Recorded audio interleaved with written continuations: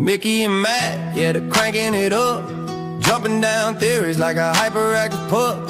Rambo Joe lit the fuse, Dave said take control. Now we're broadcasting live above the rabbit hole. Ancient aliens, lizard kings, government plots and shadowy things, laughing while they're chasing the truth in the dark. Are we crazy? Sure, but that's the spark. So smash that like button, buckle in tight. We're going down deeper than a cue drop tonight. 10 for shining, the jokes are rolling. Hold on, folks, the truth is scrolling. Yeah, smash that like button. Welcome to the show.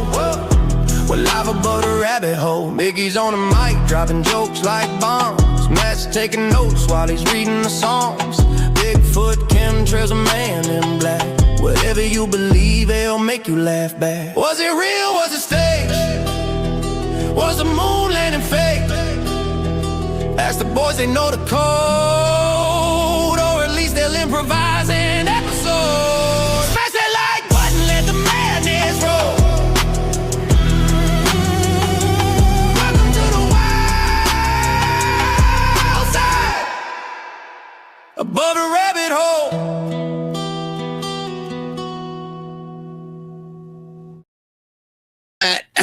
Welcome back, Matt. Thank you, buddy. It's good to be back. You better never do that again. Listen, I'm bummed. You know, You're bummed. Not only did I miss Q school, I had to push buttons yesterday. Right, but I also missed Adel's show as well, which you were on at 4:00 yesterday. Bro, let me tell you something. It was a double whammy. Of course, I missed you. The show with Scott Zimmerman, Beer at the Parade. He's awesome. Was incredible, dude. We had a 2-hour conversation. That's all it was a conversation. Love him. And I mean, I don't know about the audience. I was riveted with the guy. I think he's amazing. And then Adel, what a great dude, man. I am so glad we met him, Matt. I am too, man. He's going to be a regular appearance on our show, along with Scott Zimmerman and our guest today. I want to have on more. Like, this is so interesting to me, the way this is all developing, because it's everything we thought it was going to be and more. Because not only do we get all this great content and meet all these awesome people, the show's pretty badass on top of it. Absolutely. And listen, I hope you took some notes for for me yesterday, man. I did take notes. I'm feeling behind. Listen, here's the notes you need to know going into today. Go ahead. Number one, I am capable of doing the show from over there. Of course you are. So if you ever Nobody have a ever day, debated that. I'm telling, no, I didn't mean it that way. I'm telling you, if you ever have a day where you come in, you're like, Mick, dude, I just want to sit in your chair and just be the guest today. Like, do it. I'll be glad to do it for you. All right. I know it's a lot of work, and I'm going to be honest. Ran a little smoother yesterday. I'm so kidding with you, man. I'm so full of shit. Double L555 here with us. Yes. Right off the bat with the $10 rant. Hi, all. Hope you're feeling better, Matt. I am feeling better, and thank you for asking. And this Wednesday, of course, the big show or the big meeting at Hammer Jokes Wednesday night. Paula will be there this week. If you've been interested in Paula, come out. She's our guest tomorrow. She's our guest tomorrow. We have about 10 or 15 people coming out as well. If you've ever been interested in meeting a bunch of like-minded people, that's the whole night. There's no show. There's a little bit of music in the background, and we just sit around in groups talking about things we're interested in, and it's been great. My boy's been going. People have been traveling from all over, too. Dude, right? I had a guy drive 2.5 hours from Virginia. Yeah. To meet with 8 people and talk about, it's great. The city of London's money. People waking up. No, it's wild, man. It really is. And today on our show, we have 2 guys that had us on their show. We had a wonderful time when they were on when we were on Truth Stream with Joe and Scott. And when I first met Joe, he said his whole mission was the trafficking, the children. And, when you hear that, like any human, at first you go, yeah, of course, whatever, dude. Right. Okay. But then you see what they're actually really doing, and you go, wow, they're doing the work. And we're going to meet a lady with them today. I mean, this is tough to even say who was involved in this, and not in the controlling way. She was controlled. So that's some perspective for you. Yes. And let's bring these 2 guys in now, Matt. Joe and Scott from Truth Stream. Welcome Good morning, to the show, gentlemen. Joe. Hello, Scott. Great to be here. Good. Thanks for having us. Yeah. Anytime, you know that. So I'm going to ask you guys, first of all, it was great to see the both of you in Dallas. what a fun time that was. I wish we could be in New York with you, but that's not going to work out, I don't think, sadly. But anyway, it's great to see you guys all the time, and I just enjoy your company so much. And Matt, I know, feels the same way. Oh, absolutely. It was great to see you guys in person. And I didn't realize, Matt has those headphones. He has such a great head of hair. He's so debonair in person. I just makes wasn't me sick. I hate him for it. It was hiding that bad haircut for the longest time, and now I finally got a cut. It's a little unruly today, but usually the hair hides the bad hair. I hate guys like this. Just even when they look bad, they look better than me. I hate them. Guys, listen, this is going to be kind of a heavy show today. I mean, obviously, this is a heavy subject. I want to ask both of you, and Joe, I'll let you go first. In a minute, what was it that literally grabbed you and said, I'm giving all of my attention in life to help stop this? What brought you to this moment in your life? Well, for me, obviously COVID shut everything down, and I stumbled across this video about Native American women missing from the reservations, and it was just kind of interesting that either the police on the reservation, once the women were off the reservation, they wouldn't do anything, but then since the women were from the reservation, the cops that weren't affiliated with the reservation, they wouldn't do anything. And I just thought, that's a really sick, convenient way to not take care of women. And time went on, and I started watching some YouTube videos and found a gentleman named Gene Decode, and it was about the underground wars. And Gene had been working in the military on submarines for a couple decades. And at the very end of his video, there was his email. He didn't show his face. It just made me realize, wow, this guy's really doing this, and he's not really looking for any accolades or anything like that. So it really hit me. And, Scott's been trying to tell me, and he told me one day when I was walking out of his Airstream, he'll probably correct me, but it was something along the lines of, the world that I think I live in and the world that I actually live in are two different things. And all of this stuff just really started hitting me, especially during COVID. And, and Scott mentioned doing the show. It was a calling. And I had interviewed a gentleman named Robert LeMay, who was a police officer in Washington State about half a year before we started Truth Stream. And he was telling me about the human trafficking that went on in the state of Washington. And interestingly enough, 6 weeks after our interview, he was no longer alive due to COVID. So I was a little freaked out on really doing shows for a while after that, because I still question how he died, because he would never went to the hospital. So it was likely, and I heard from a respiratory therapist that it was likely remdesivir and the breathing machine. So that's kind of the foundation of my jump into this matter, and I'll let Scott take over from there. Yeah, Scott, what was it that drew you to this so passionately, where you just stopped your adult life and said, I'm doing this? What was it? Well, I knew about a lot of the corruption just from the environment in which I grew up in and everything. I knew that the world was definitely a very different place than what most people thought it was, but I didn't recognize the severity of the child trafficking thing. For a while I was living in South Dakota, and I worked between two Indian reservations, and I would hear the stories. I just didn't know the numbers for what they were, and it just things just came to a head. It was a calling. It really was. Didn't have much of a choice. Yeah. I didn't want to live in a world like that and not do anything about it. I had to do whatever I could do, and the show seemed to make the most sense. And Joe and I had attended a bunch of bars together and started a nightclub at one point and worked on a bunch of different projects. We did a feature film. I knew we worked well together. We had a good dynamic, and so I twisted his arm for a while, and finally he said yes. And the show kind of hit the ground running, and it's been quite the adventure ever since. But I don't think I could look myself in the mirror knowing what's going on and and just passively live my life and hope for the best. That wasn't going to be enough. You know, it's interesting. I had a similar moment as you guys years ago. There's a friend of mine who works in the medical industry and helps some of these victims when they come into hospitals. And I asked her, I said, like, why isn't this a major platform right now for our politicians out there? But then, years later, I would learn just how big and deep this all goes. But just curious, did you guys kind of see your role as helping to expose this, or there are other avenues you've taken to kind of take action against child trafficking? Great question. I mean, primarily it's getting the word out. I saw a film, Out of Shadows, with Mike Smith, and he talked about how during one of the surgeries or prior to from the surgeon, that she was the one that would put back these children that were part of these SRA, satanic ritual abuse type situations.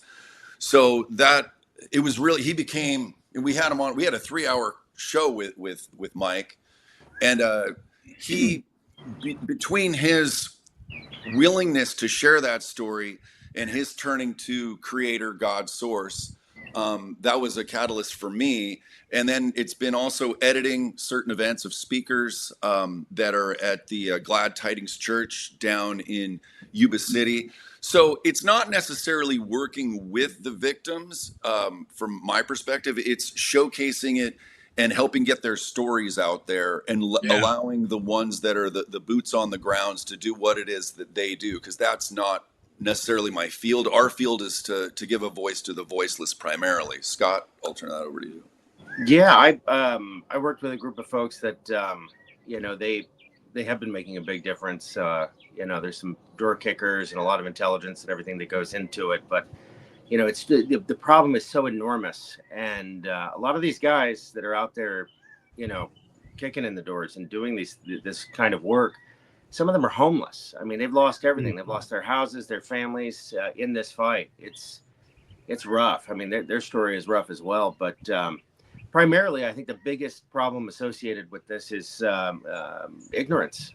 People just aren't aware of it. And up until very recently, whenever I would discuss the problem with people, they just didn't believe it. How could it possibly be so bad? And I think, now with the Epstein revelations and so on, people are really starting to get a sense of just how bad it is. Yeah.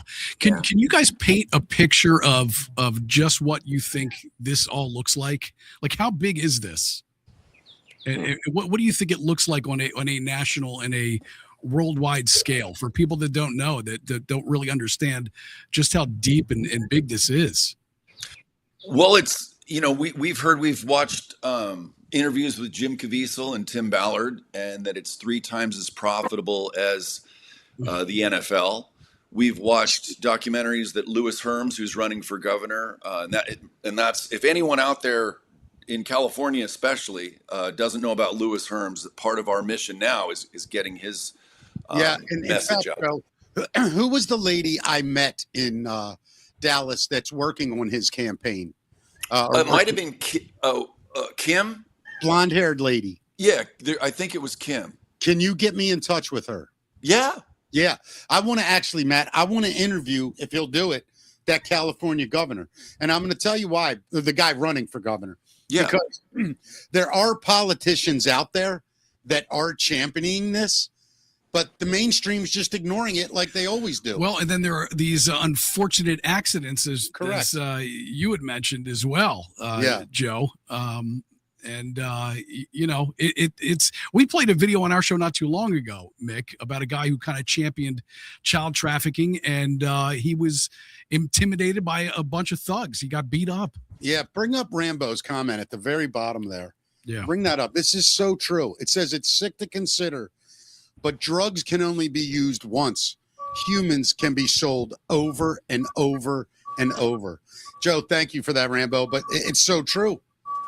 Now, listen, you guys in your journey have met a lady that I'm going to use the word suffered at the horribleness of all of this. And Joe or Scott, I will let either one of you bring this lady on and give her a proper introduction. So, Joe, I'll give it to you.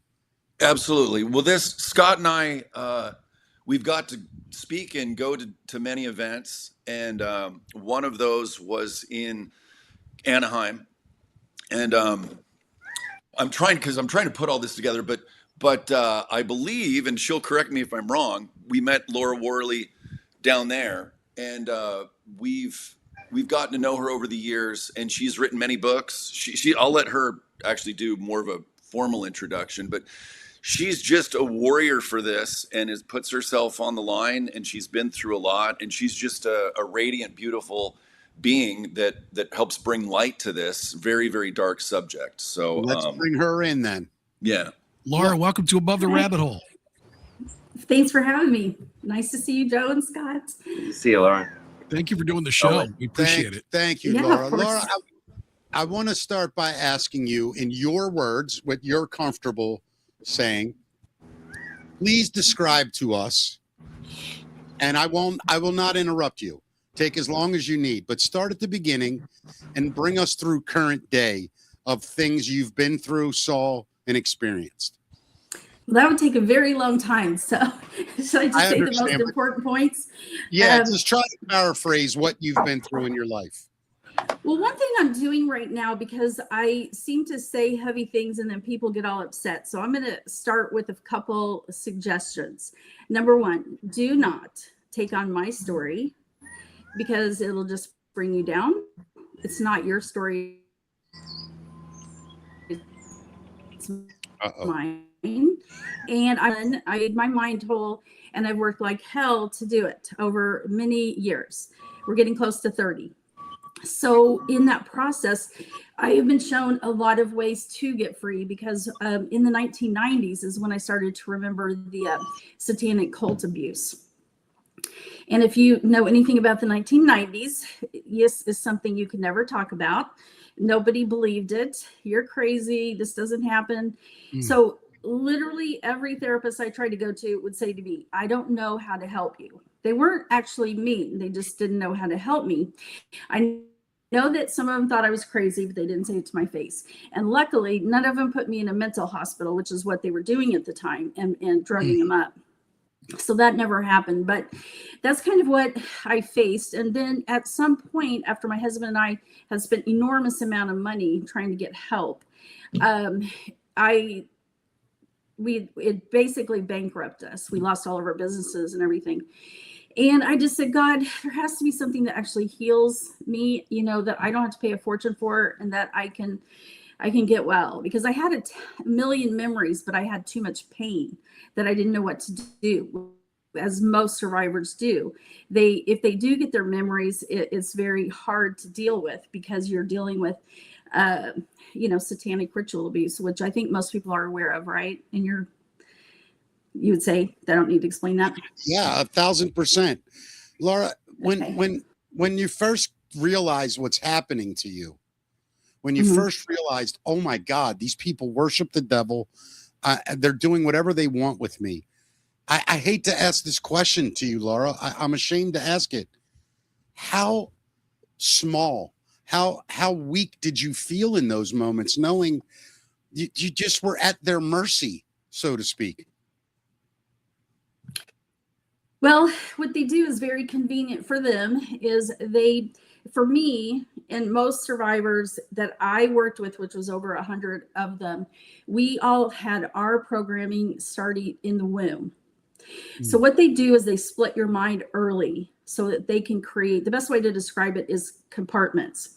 And in those compartments, they're going to build a world of what they want you to do, which could be a sex slave, an assassin, whatever your personality fits, but you're also going to get the general programming that every survivor gets, which is the same template, which is done all around the world. And so my part is MK Ultra and satanic ritual abuse. So I didn't start remembering the MK until like maybe years later, after I remember the satanic ritual abuse. So they have it compartmentalized so that you never can go to those places and even know what they're doing. That's why they'll never stop doing mind control, because it's the perfect scenario.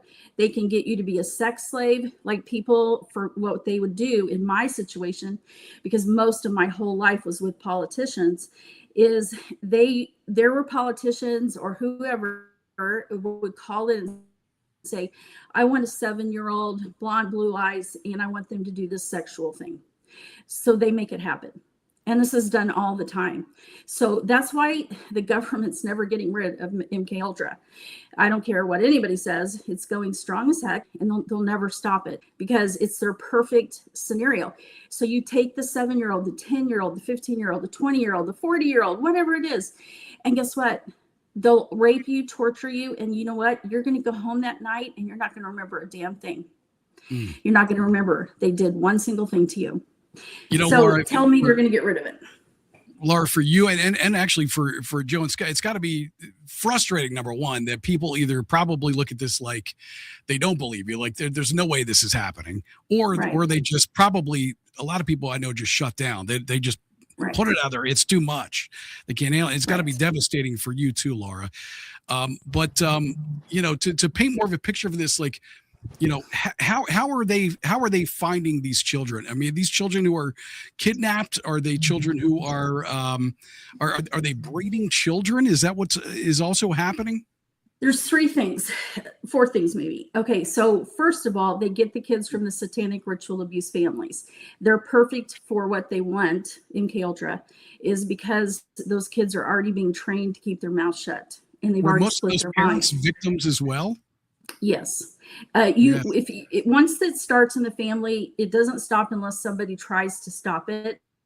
So I'll have people say, well, it happened to me, but probably not my sister or brother. That's not true. If you're in a family that's satanic, every single member has to be a member, because they'll tell the secrets if they're not. So that's a myth. Everybody that's in a satanic family, go ahead.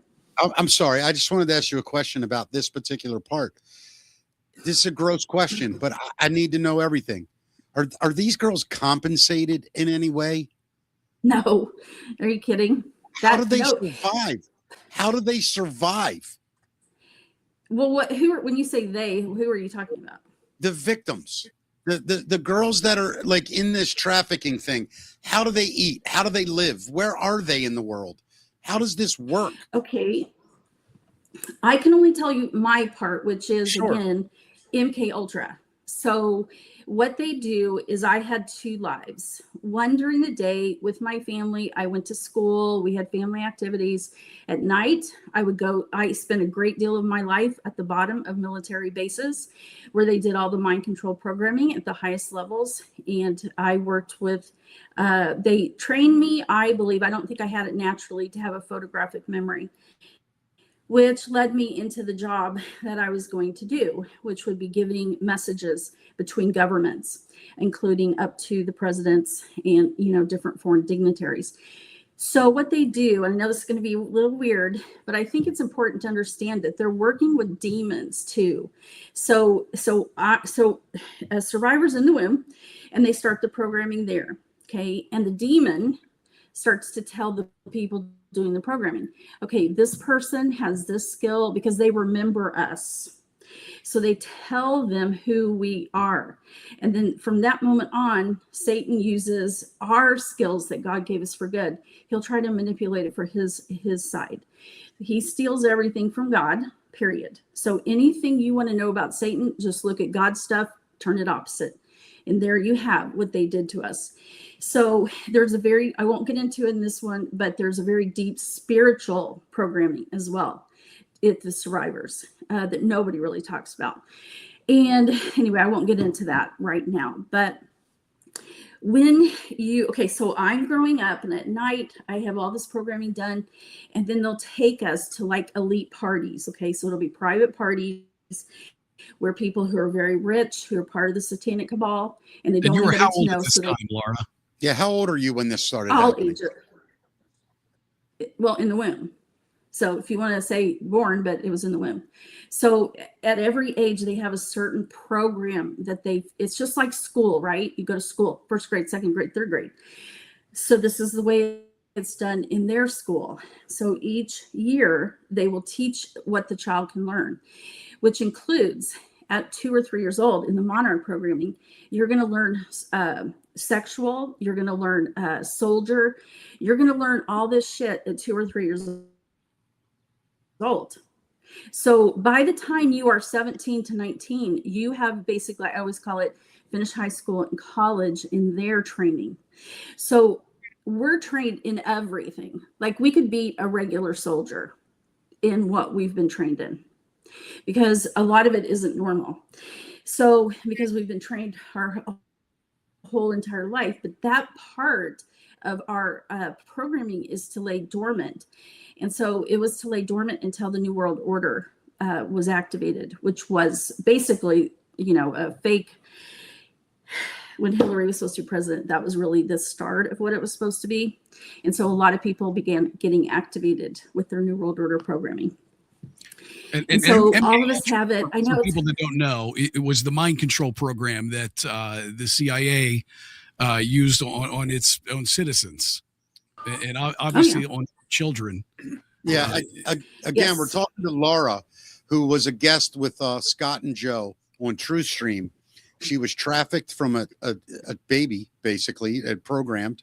And we are now learning the process of how they do it. Laura, this is heavy stuff. You know this, of course. And for an audience that's never heard it, when you say things like, people are going to think I'm crazy, I really think we're past it. I think people are starting to realize that, are there people out there that are going to say, oh, she's exaggerating? Yeah, of course they are.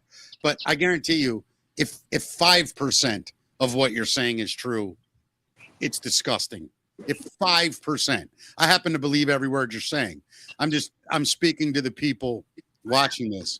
And who all is complicit in this, Laura? Yeah, that's what I'm getting. I Who's feel like orchestrating?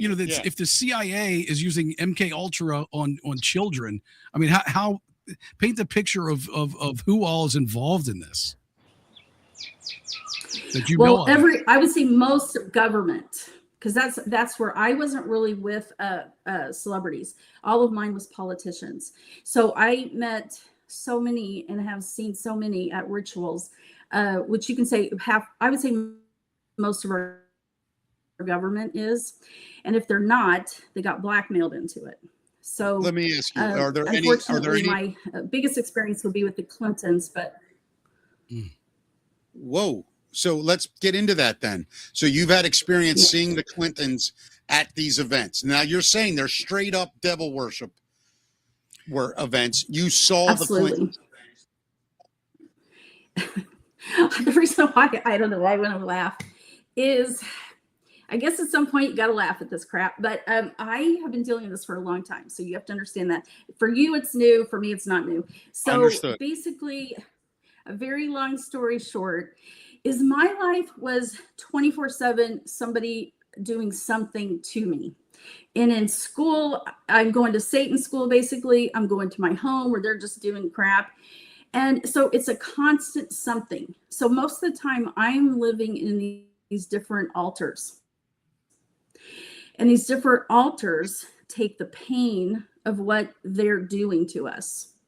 And when I say us, there's a lot of children that were going to school with me. So they were being trained along the same levels. And sometimes when the elites wanted to have a party, so we would be taken over to the party, it was private. There would be two set of kids. It would be the one in the MK Ultra program, and it would be kids that they may have gotten kidnapped or that were illegals. And they marked us.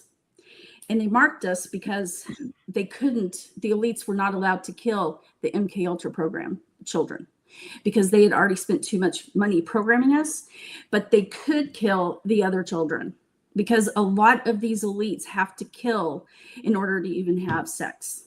Did you, I got to ask you direct, Laura, did you witness child death or murder? Oh yeah, I've witnessed all of this. All of it. I've witnessed the Clintons. I've witnessed all of them do it. Wait. I know. Wait. I'm sorry. No. No, don't be sorry about anything. I want to help walk through this because this is earth-shattering stuff. You're witness to baby sacrifices. And you're telling me you've said this to police, to who authorities, and they've just dismissed it. Okay. No, I would never in 10 million years go to the police. Especially back then. Are you kidding? They would destroy me, and they will still destroy you. So no, you don't go tell these things to professionals of any kind, in my mind. Yeah, therapists don't know how to handle it. They don't believe it. I'm sorry? Have you had an experience like that where in the beginning you went to the law enforcement and or heard stories of it, I guess? No, because a lot of the policemen are a part of the satanic cult, as well as doctors and lawyers and judges and therapists. And I mean, they're all positioned in their place, right? They're satanic cult members. And so help me understand the motive, Laura. Is it, is it all spiritual in nature or religious, for lack of a better term? Is it religious for them? What is the big motive? Is it the blackmail thing? Like Epstein was blackmailing people with this, or what is the big motive behind all of this? I can understand why they would want spies, to breed spies, but why the abuse and the murder and things like that? Well, basically, it gets down to the spiritual, because they believe in what we call the inverted Kabbalah. If you don't want to believe that, I don't really care. But anyway, they believe in demon god and goddesses of the ancient times of Egypt, Babylonian, Greek, and in the Bible. So they worship the ones that are in the Bible, and they worship Satan. And so just like if you're like a really religious person, you love Christ and you go to church and you try to be the best person you can be, whatever it is for you. Okay. And it's very important to you though. Okay. Now make it opposite. That's the same for them. Their belief system in Satan is how they live their life. But you know how we have commandments and how we don't do bad things, right? Well, what I think it was Aleister Crowley that said, you can pretty much do anything you want as long as you're kind of obeying Lucifer. And so I know I'm paraphrasing. I don't remember it totally. It's been a long time, but so they believe in this with everything they do. So when they do a satanic ritual ceremony, it is everything to them.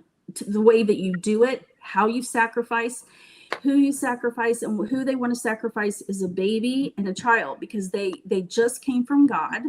They want to rebel against God. They want to say F you to God, and they want to take their pure life force. So when they're sacrificing, they're doing the life force. Why are they doing this? Because the demon gods that they worship demand sacrifice. And what do they get in return? They get power and forbidden knowledge.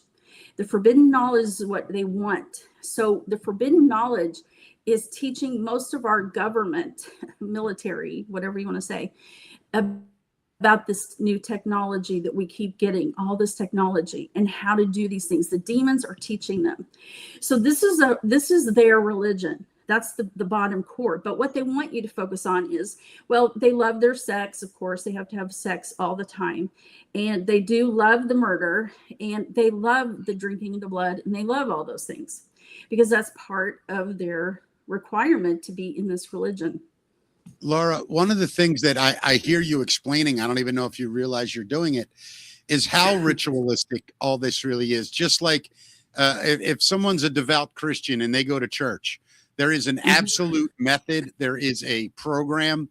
There is a habitual thing that you do every Sunday. And you're saying this is as important to them as someone's Christian or Jewish or Muslim faith is to them. They worship the devil the way we worship God. Yes. How do you fight that other than to kill it? I don't know another way. You can't pray these people out of existence. No, we have to expose it. That's why we do what we do. We have to allow her to speak, because that's the only, people need to know it's real. Because if people don't believe it's real, then how can we get the word out? And because if everyone's aware of this, then I hope that we can end it someday. Is that realistic? I'm not sure, but if everyone knew about this, then that's the only way that we can help shed the light on it, to at least have less of it, if not eradicate it. I'm not sure, but does that make sense to you guys? Yeah, it makes total sense. And I don't want to use this to grandstand another idea, but you know, I hear a lot of women nowadays saying, you know, they don't need men. They don't, you know, this whole world, that kind of thing. I think it's going to take a bunch of men storming places that and eradicate the world of these scumbags. Yep. And I truly hope, Laura, and by the way, you're an amazing guest simply because the things you're telling us have to be, I can't imagine living with it, number one. And for you to explain it in such a gracious, informative, collected way, it's almost, it's hard. I don't even know if it's coming across as sick as it is because you're so, you keeping yourself together so much. So Laura, let me just take a minute here, about 40 minutes into this show, and recognize that what you're doing takes incredible strength. And I admire the hell out of you. Yeah, Laura. agreed. I really do. And do you consider yourself lucky to have made it out alive? I mean, is it a miracle that you made it out alive? Yes, but on the other hand, I have fought like hell to get, because see, when you first start to remember things and you first want to leave, they don't let you leave. But then you don't remember that they're still, you know, calling you back. And so as long as you have any programming inside, they can call you back. And so that's the problem. And so I hate to always get into the story, but it kind of shares a little bit is I had done all this work and I found this specialist who worked with survivors, and we removed all of what I call the front programming, which is like Disney. You probably have heard of that, like Wizard of Oz and that kind of thing. Okay, so we had pretty much removed all that to my knowledge. But and then I had all these memories, and I started working with holistic modalities, which is what I do to help people. And I started feeling great. I started having a very happy life. And that was something that was very unusual for me. And so what happened is they called me back because Hillary was going to be the new president. And because I was a slave to her, apparently, in their view, they called me back, and they called me through the New World Order Soldier program, which was dormant, you know, since my teenage years. And I was born in 61, so I'll let you figure that out. So it was a long time. So they wanted to update it. And then I had another huge program that they could use, which is the inverted Kabbalah, which I call the tree of death. And it's the opposite of what God says, the tree of life. And so that's like the main root of survivors' real programming, but nobody wants to hear it. So I feel like, well, that's fine. You don't have to, but one day. Okay. Well, Laura, I mean, at the same time, I can see what this has done to you as a human being. And at the same time, I can see your frustration and almost want to give up and think it never happened and live the rest of your life pretending it didn't, which is impossible. That's not going to happen. No. Right. No. So I don't feel like that. My question to you then is this. Other than you coming on our show and telling us your story, same with Joe and Scott like you did, what can we do for you? What can we do for the thousands, tens of thousands of other women and children that are going through this? What's the first step? I realize you can't do it alone. You know what I mean? We all have shoes. We'll walk together. Where we go one, we go all. Where are we going? What's step one? I'm ready. What do we do? Probably just letting people know what's happening is number one. Because eventually, when so many people talk about it, they can't hide from it and they can't pretend it doesn't exist anymore. Because that's the hardest thing to overcome, is that they have so many cover-ups from A to Z to make you look like you're the liar, you're the crazy one. You know, so they're always covered. The politicians, all the people involved are always protected. Did you have direct contact with Hillary Clinton? Mm-hmm. I'm going to ask a direct question. You don't have to answer this. You don't have to answer. Were you a sex slave to Hillary Clinton? Mm-hmm. Yep. Holy it wasn't fuck. until I was a little bit older when another thing happened that she found out about me. But long story short, I have had experiences with Clintons, and when I don't tell but I think I've said it on one show. I probably won't say it today, but yeah, I've had a lot of experiences with them. Yeah. And but you know, her if you more want, so. I'd like to go back to your MK Ultra. I mean, this is essentially brainwashing, right? You said you kind of lived two lives. You lived this life that they programmed you to live, and then you lived what you could call your regular life, I guess. I mean, at what point did you realize that this was happening? How did you realize this was happening to you? And what does deprogramming that look like? I started to remember when I went into a therapist because I had a candy addiction. So I think it was like 30. Was And then hypnosis she said, involved? okay. No, she said, I think you have some suppressed stuff. So I want you to do a freehand writing exercise. And so what happened is even to this day, I use the freehand writing because I can remember everything in great detail doing the freehand, which is basically you're asking a question, you can let whatever inside answer, and you just let them take over the pen. Even if you're not a survivor, you still have parts of you that hold trauma or whatever. So you just let that 5-year-old, write whatever they want to write and kind of tell you what happened. And so that's how I remembered everything. And then by 1993, I think it was, 32, I started remembering, I through the handwriting, I started to remember the cult. And then it wasn't really closer till like 1998 or something. I started to remember MK Ultra. That was like the last. And then of course, Hillary Clinton was very, very last. No kidding. So there are probably a lot of people walking around that don't remember things like you did. I mean, how many people if you had to put a number on it, how many children are there, would you say? If you had to guesstimate a number. Well, there are millions of children through the MK Ultra program. There's going to be even more than that through the SRA. Now, if I'll tell you a scary thing is there is somebody who, I mean, they did their best and I trust it good enough, is they said it's about 10% of the world has mind control, SRA type things, or MK Ultra. So there's a lot of people that walk around that do not know they're a survivor. And so that's the problem because they don't know. But this is just my opinion, is if you're obsessed with finding every possible thing you can out always about the SRA and the MK Ultra, and you want to know everything, and you'll read every book and every interview, it's kind of a red flag that your subconscious mind is trying to tell you something. And so I just suggest maybe explore that, because like my husband wasn't a survivor and he wouldn't give a crap about checking any of that out.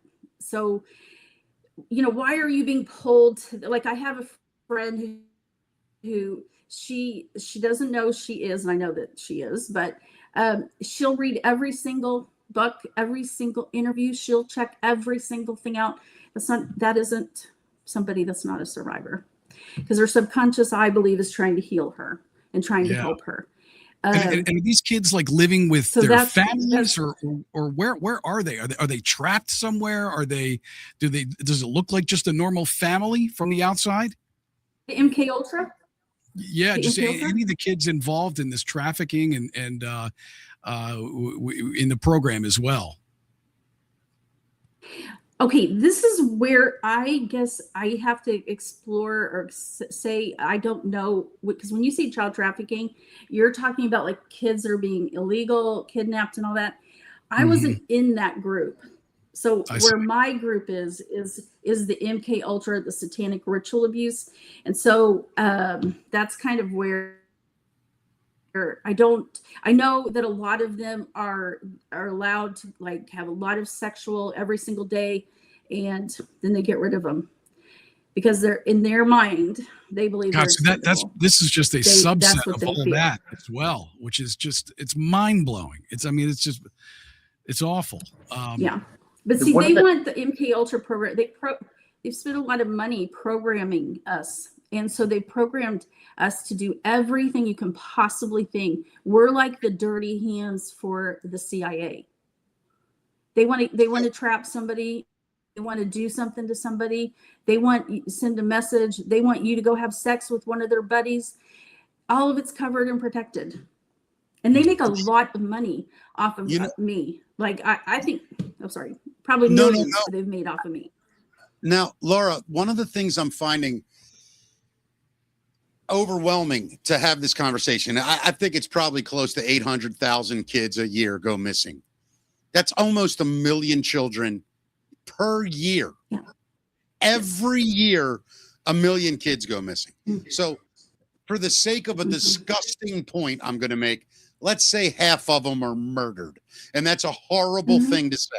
However, let's say now we have 500,000 children a year being used for trafficking and other things. And I would imagine if they have little boys, they're trained sexually as well. But also, I would imagine assassins, stone cold killers, just people that'll walk in somebody's apartment in the middle of the night, fill them up with some drug, makes them look like they have a heart attack, walk right out. I mean, that's a stone cold sociopathic human being. Sounds like you're talking about school shooters right now. Yeah, it's crazy. It's exactly my point, is that I've said this from the beginning and I'll keep saying it. When everybody says, oh, you can't try to figure out all the corruption at once, all the conspiracies at once, I say this. They all, every single one of them lead to the same spot in the middle. It's that same spot in the middle where all this shit grows out of. And every time I talk to somebody else with a different scenario, I see exactly where it all points. Every time.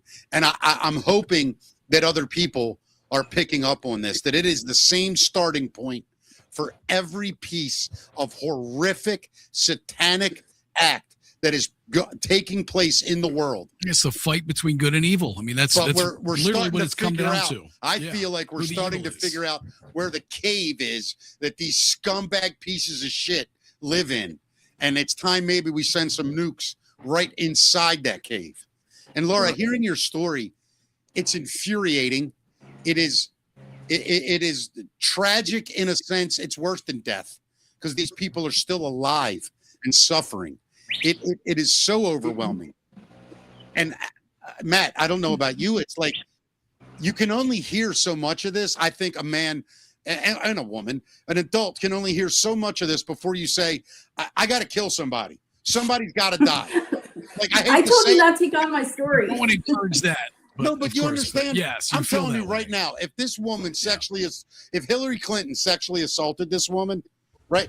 I hope something horrible happens to Hillary. I hope she gets hit by a car. The car's full of chemicals. The chemicals have leukemia in it.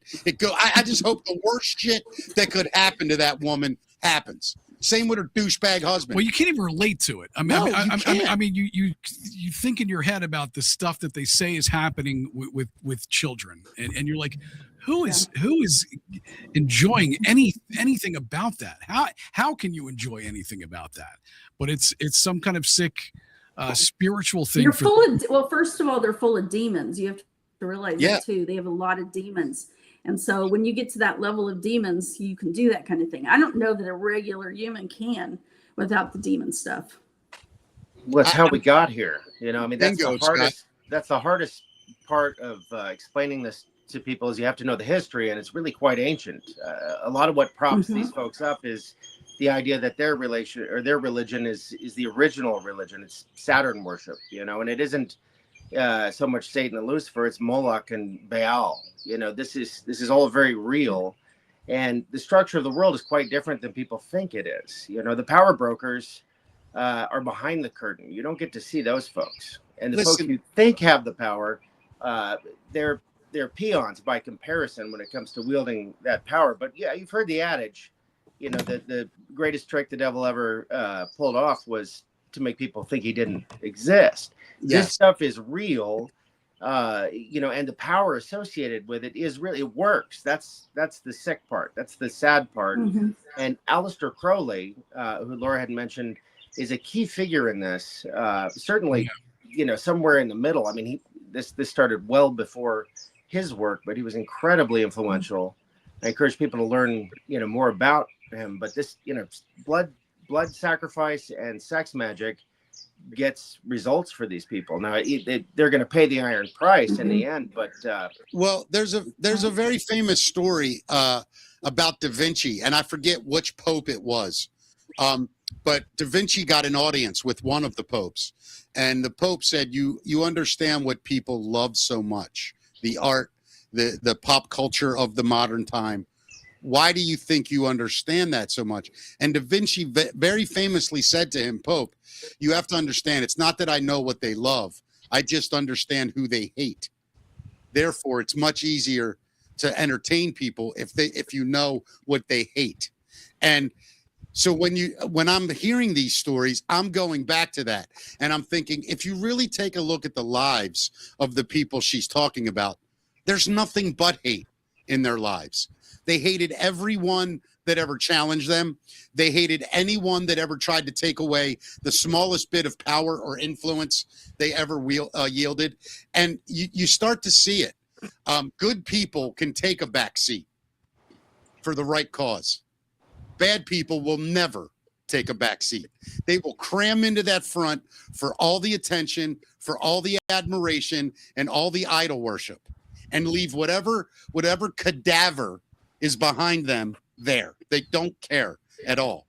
And Laura, what you're describing is really the absolute abuse of power and influence at the highest level. So to expect people at the highest levels of power and influence to not be that way, I think that's where humans start to become immature and irresponsible.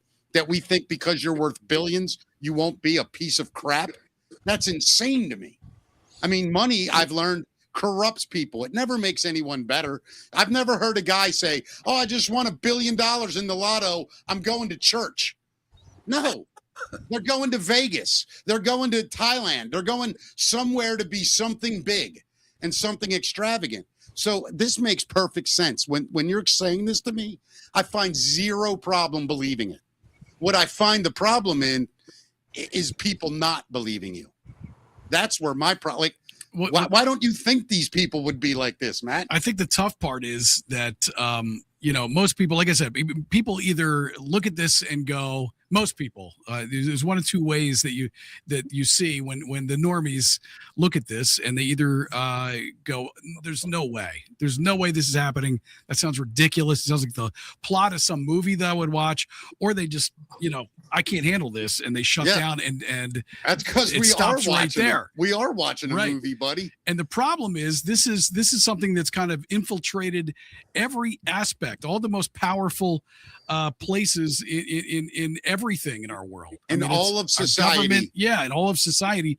So it's like it's a giant battle of the big question is, where do you begin? You know what I mean? How do you fight this? It's very simple. Tell them to read their Bible, and it's in the Bible from the beginning of time how they sacrificed to the idols. They made their children walk through fire. They sacrificed their children through devils. Talks about witchcraft, how it destroyed their nation. Go to the Bible. You don't have to say a single thing. You don't believe it, go to your Bible. And then if you don't believe your Bible, fine. But it's recorded right there in many different places. They can't fight that, especially if they're a Christian and they believe in God. That's a good way to get to them.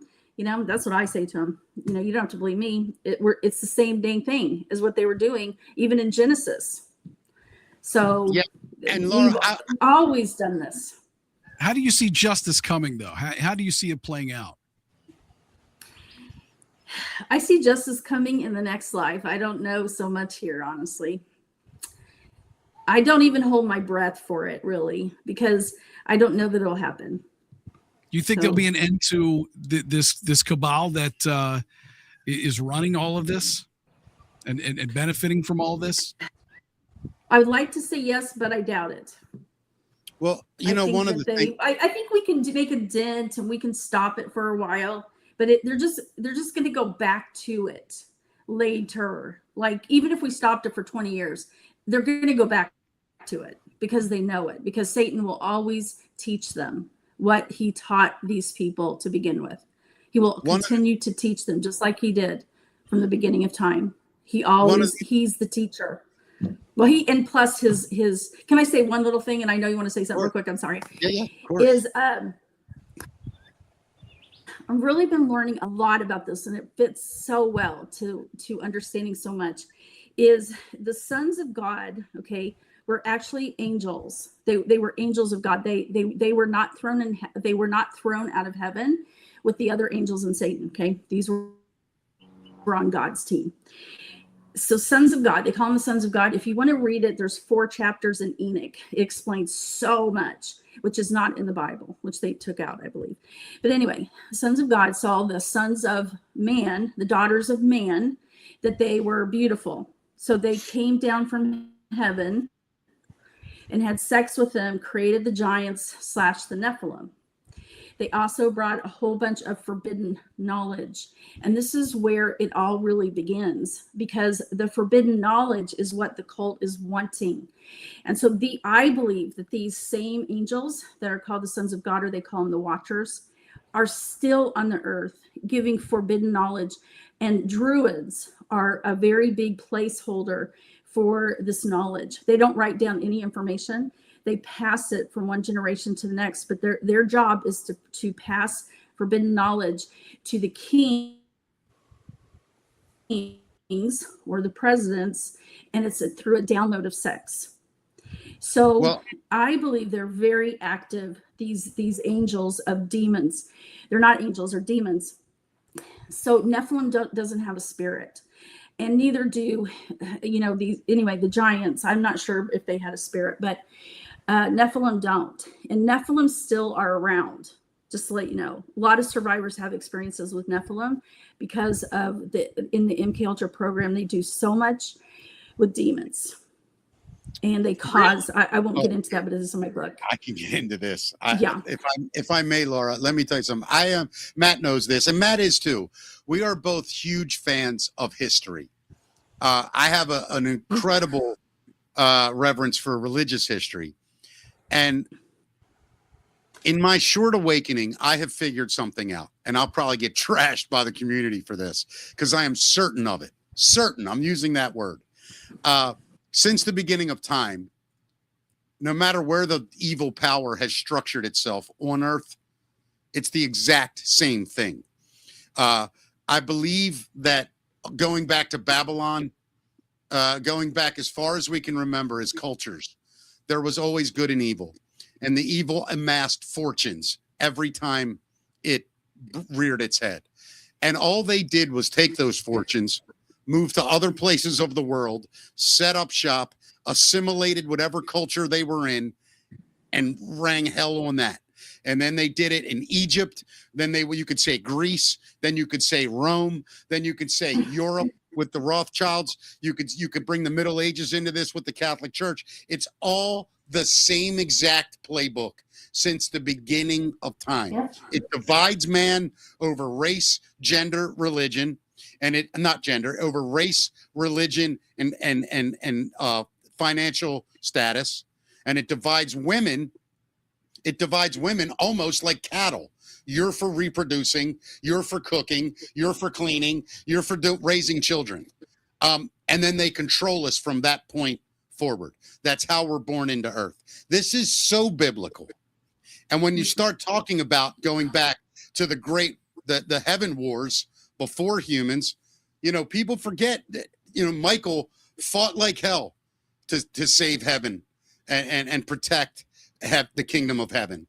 And Satan was thrown to earth. God put Satan here and said, here, this is yours. You can live here now. You're no longer welcome in my home.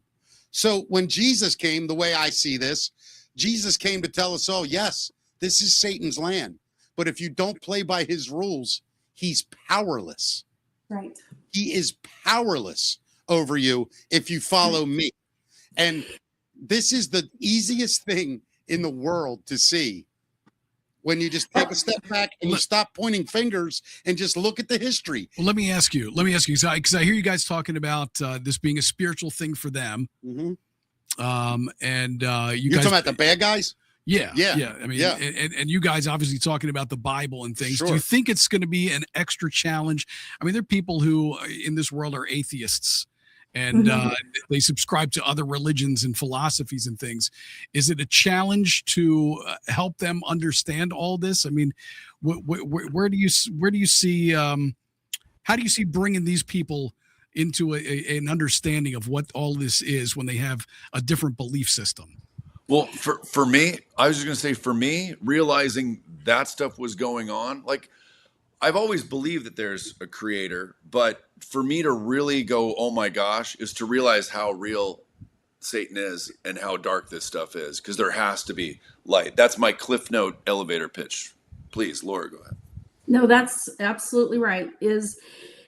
I'm going to share something, and I all of a sudden have some emotion about that, but I'm telling you about demons, but for 2 years, my husband and I were attacked by the deepest, darkest evil of the groups doing sacrifice against us to kill us. And I never want anybody to know this evil. I didn't even know this evil existed as a survivor, but they use the deepest, darkest evil that your mind will never imagine. And I have witnessed, I have felt it, I have seen it. And I've spent a great deal of my life, unfortunately, when they're calling on their demons and their powers of evil and hell, and it exists more than you will ever know. And I don't want you to know. But at the same time, when they were doing all their crap to me in the MK Ultra program, they would do this near-death experience. You know, they torture you till you die. And then they know they have so many seconds to bring you back so they can download something. Well, every single time they sent me to the light, they sent me to Christ. I saw Jesus many times. I've seen, you know, love and angels. And at a conscious level, I didn't remember it, but that's how I probably survived it all, is because they dumbasses were kept sending me to the light when they were trying to do something evil. And then so you remember near-death experiences now. Oh yeah, I didn't remember until I started remembering everything, but it was just in my spirit. But when I was 17, they did something that they do as a 17-year-old event to all survivors. So they're 17 or 18. And it was pretty horrible. And it was a preparation to be Hillary's slave. And I wanted to die. Like I couldn't live. Like there was no altar that was going to take this pain. There was no altar that was going to get me through this. And I really, truly wanted to die. And I really think I would have, but Jesus came and sat on the bed. I didn't see his face. I still in my mind still see him sitting there, and whatever he said to me, I don't even remember, but I know that he was there.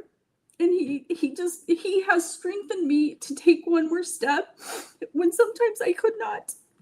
And so that's how every survivor is going to get through it. It isn't through a magical program of getting healed. It's going to Jesus Christ. He exists. And because I've seen him, I've talked to him 10 million times. And I mean, not see him, but I've talked to him 10 million times. And I know that he exists. And that's how I have gotten this far. He taught me what they did to me. He taught me about the inverted Kabbalah, what they had done. He showed me how to I seriously had to go to battle, spiritual battle in a spiritual realm against these people that were coming against Steve and me. And then when he was in the hospital, they sent their most powerful, because Steve wasn't there to help me. And I honest to gosh, was in a spiritual battle. And you've had literal experiences, you feel, with God and with these demon entities. Absolutely. Have you metaphysically, have you come face to face with a demon?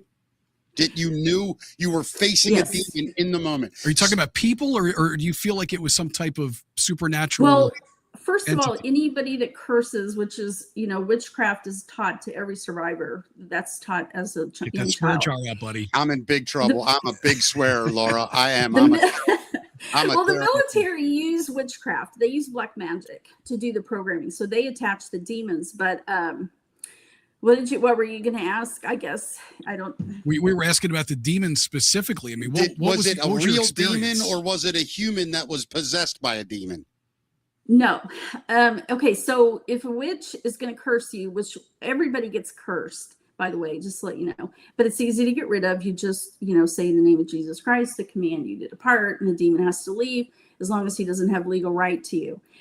That's in my books. You can understand that at a different level. But anyway, the demons are real. They make the witchcraft will. The witch or the warlock, whatever, they have no power.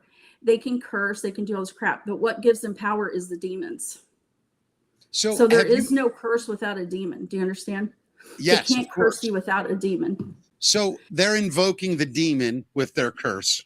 Yes. Once the demon presents itself. And I'm just curious, have you ever tried to fight it with prayer to its face? No, that's the only way you fight it. You don't fight Right. it. You just say in the name of Jesus Christ, whatever you're going to say, you know, but you can't, you have to say in the name of Jesus Christ or they won't listen to you. Yeah. That's the part, Matt, that I find so overwhelmingly believable about this is that, you know, we were raised in a cult, Matt. We were raised Catholic. Call it what you want, right? We had belief systems. We were told that, you know, the devil is on earth. We were told that you pray in Jesus's name for calm and safety and forgiveness and salvation. But when you're at a real war, a demonic war, you got to call on some other people, man. And I know that people are going to say, oh, Jesus is enough. But Jesus had warriors.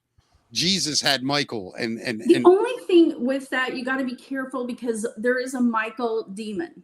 And so I know the right one now. I know both of them. Okay, well, what I would personally ask you to do is so that you never ever get in a snare is that you only say God the Father and Jesus Christ. No, I get it. Yeah.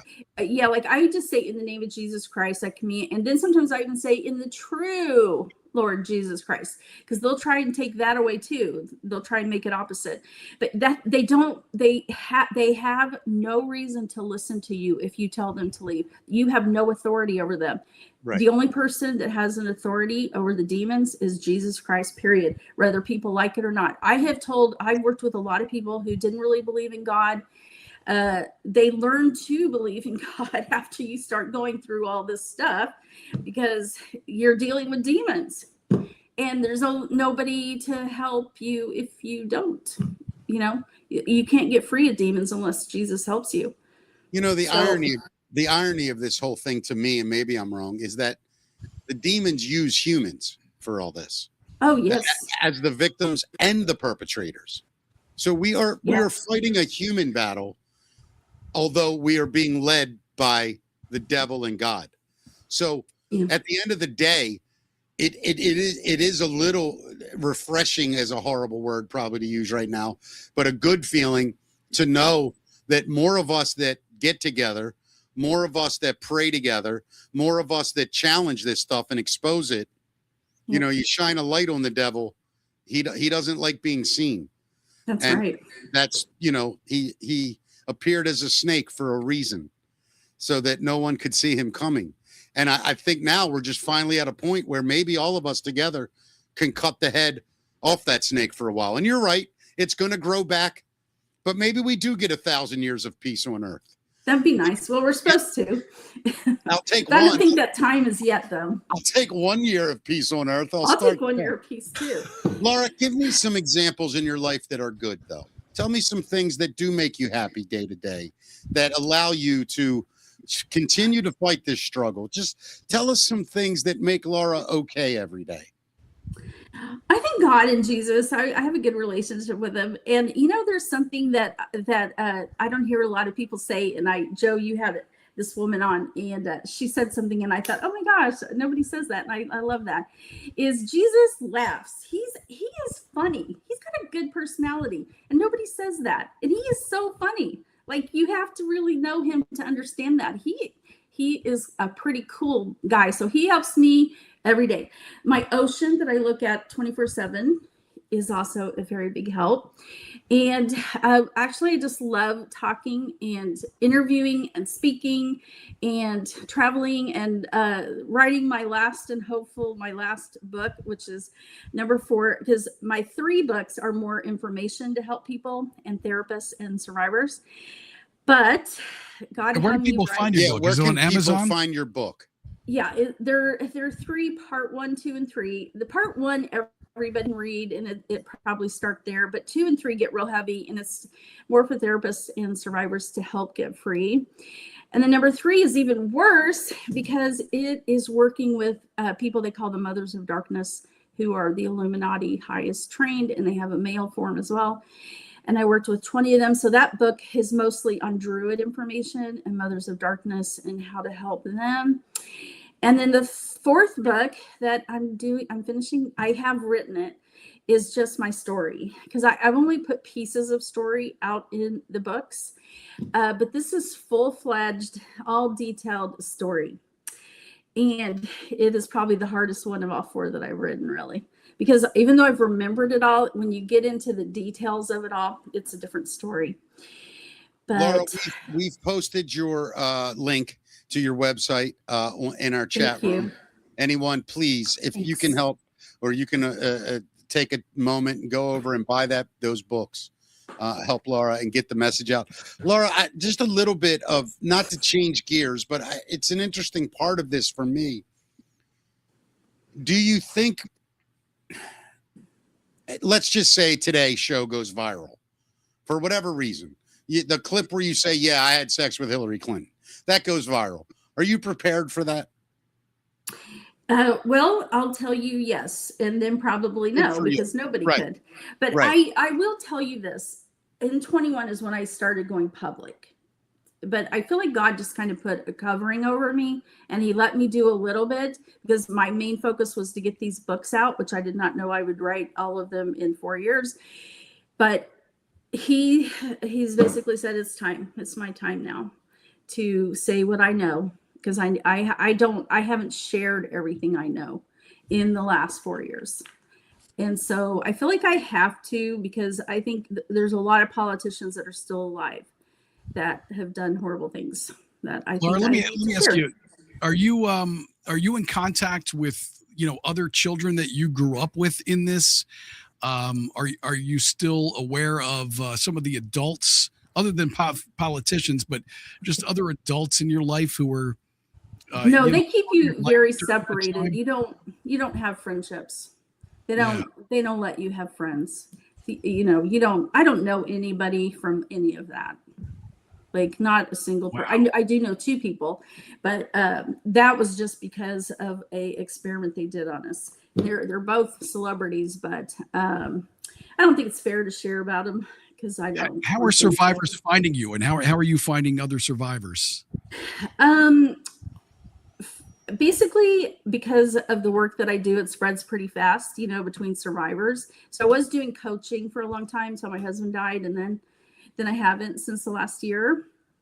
But anyway, so that's I've done a lot of things where people have known me since 2012 worldwide.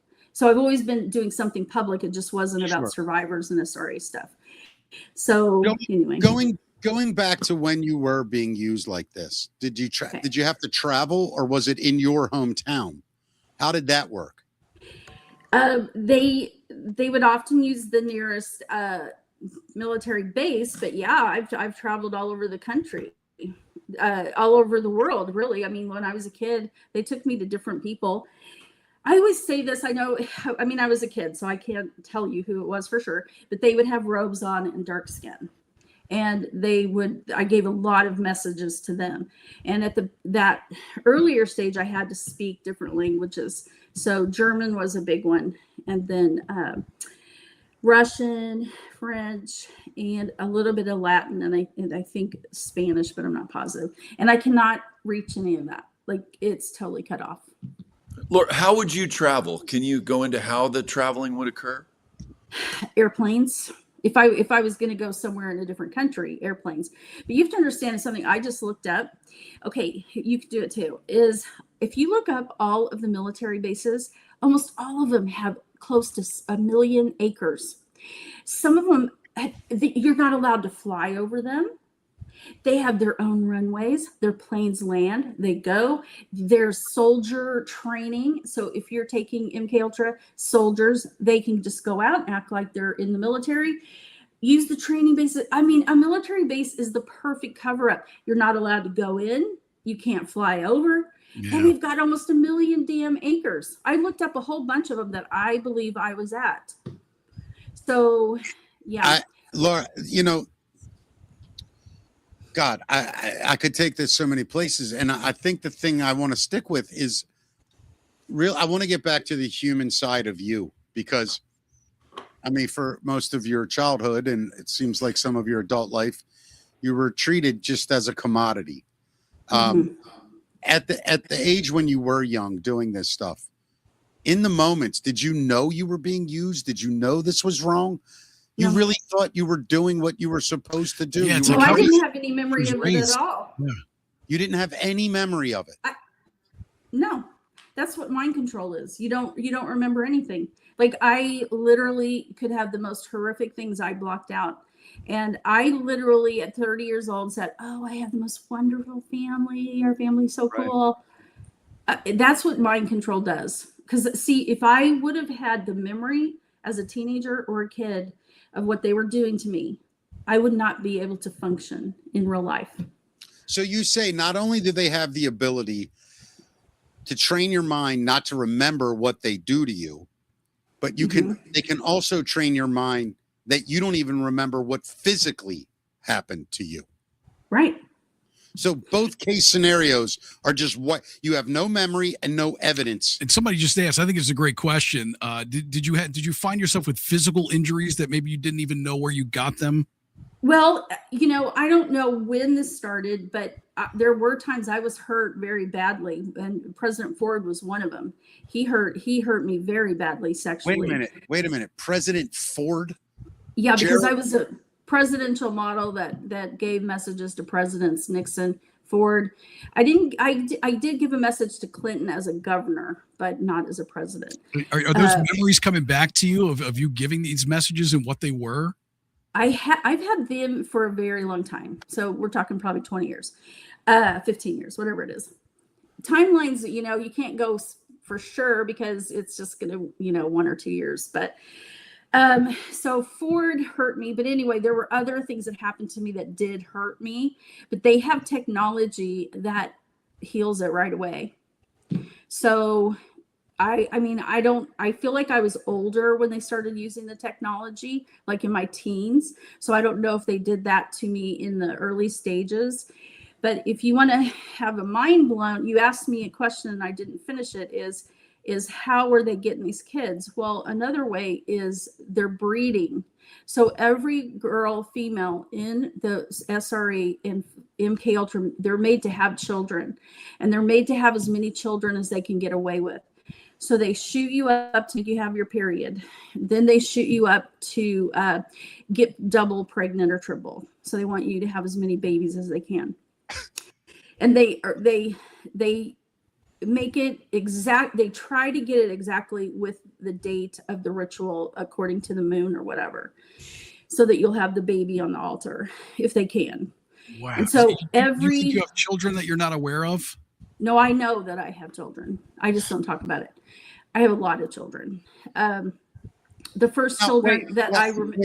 Laura, I'm sorry. Where do these children go? They're taken from you the moment you give birth to them, and then they raise them and use them as cattle the rest of their lives. Is that how it works? No, they sacrifice them. Jesus Christ. Okay, I won't say anything else. That's enough trauma for today. No. I think Laura, people need to hear what's enough, happening. you have to understand, Laura. Yeah. The reason for our show is exactly what's happening right now. Because Well, I think people should know about it because, Absolutely. I was very careful. And, I'm going to tell you, I bet you there's billions of children who are born in the underworld who will never be known. They will never have a birthday, a birth certificate. They won't be known by anybody because as soon as they're born, they're sacrificed. That's why they want you to have it on the altar.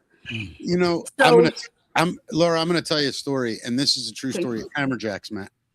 This is 1989, 90. Big, huge nightclub. I was a manager as a young guy. I was lucky. Coming out of there late at night one night, I saw a young girl in the parking lot. I thought, oh my God, she's got in a fight with her boyfriend. He left her. So I'm like, are you okay? And she said, no, I don't know where I am. And I could tell she was disoriented. She didn't seem drugged or alcohol, just weird. And I said to her, well, where do you live? And she said, I don't know. I live underground. And I was like, what are you talking about? And she's like, I live in a cave. You won't understand. And I said, okay, I'm 20. I'm like, all right, whatever, lady. What do you want? Do you need a ride? She's like, no. Do you have any money? I need to find a room for the night. I don't know what came over me. I didn't have a lot. It might have been $100. I took it out of my pocket. And I was just like, here. And I thought, this girl told me she lived in a cave. Like, but hearing you talk right now, I'm like, I wonder if there's just people on earth walking around that we think are crazy, homeless, insane people that just, they don't even know where they are. They don't know who they are. I mean, it's really daunting when you think about what the possibilities are. Because look, if the government's running it, you know it's effed up. They're not doing it good. So I'm sure millions of these people end up on the streets with literally zero. And they either become addicts and are killed. They either are just used as a sex slave by street gangs, things like, oh my God. It's just so overwhelming when you think about all of it. It's mind blowing. So Laura, to go back to just you being kind of a messenger, presidents, you said it was presidents for you. I mean, kind of help us understand, why would they use you as a messenger and between who? Well, what they wanted to do is to have a safe way to pass messages between governments or, from one department to the next. But Henry Kissinger was basically my handler. And he would take me to the important ones, like to Nixon or to Ford or whatever. And Kissinger did do some programming with me. He wasn't my main. I had a lot of programmers, but he did some programming. But anyway, they created my position basically to be a presidential model, which means because I had a photographic memory, let's just say Kissinger would give me a message and then I would have to give it to Nixon, because Kissinger usually wasn't the one giving the message. But anyway, I'm just showing you how it's done. So I go to Nixon, and Nixon, out of all of them, didn't seem to want to have to do what he did to me. But you have to do a sexual act, and then you have to give a code. It's a secret code, and then the message will, so in my mind, I would have a compartment for messenger. The message is given, and then he gives a message back. So then I take that message back to Kissinger. And that was done between presidents, prime ministers, people from different countries that were very high up. I met on many planes, all kinds of things. But you have to understand that a lot of stuff can be done at the military bases, which a lot was. And just so people understand, so you saying the actual act would act as a trigger for you to remember these messages, and we call that a post-hypnotic suggestion in hypnosis, which is a little bit of what that is. It's a trigger. So it was a safety measure for them to be able to send messages back and forth without you remembering these messages until whatever that trigger was programmed into you. Yes. Wow. Laura and Joe and Scott, I mean, I know you guys have talked to Laura before, and go back to your first time hearing a lot of this. The anger, the confusion, what went through your mind, guys, the first time you came across her story? Well, I think it's important to know, how did we get here with our military industrial complex being completely embroiled in these kinds of activities. And, there were a lot of traces of that go way, way back. But essentially it was Jack Parsons, the father of modern rocketry. And he was a devotee of Thelema, which is a religion that was essentially founded by Aleister Crowley, who was involved with a lot of intelligence. He was an intelligence asset for MI6, probably Mossad, certainly the CIA, and so on and so forth. And it was initially rejected and then wholly embraced, to the point that, Michael Aquino, who only recently passed, I believe, he was overtly, I think he called himself a Satanist, but he was very much a practitioner of these things. Jessie Zaboter talks about her unfortunate experiences with him. And it's really good probably to review that stuff. But, this is how it took hold. You talked about the babies and whatnot. Well, Parsons and Crowley in, I think it was 1946 and change, they went out into the desert. They were in Pasadena at the time.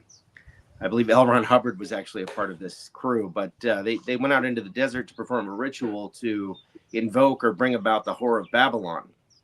And 9 months later, the one key person that seems to fit the criteria was Hillary Clinton. She was born in 1947.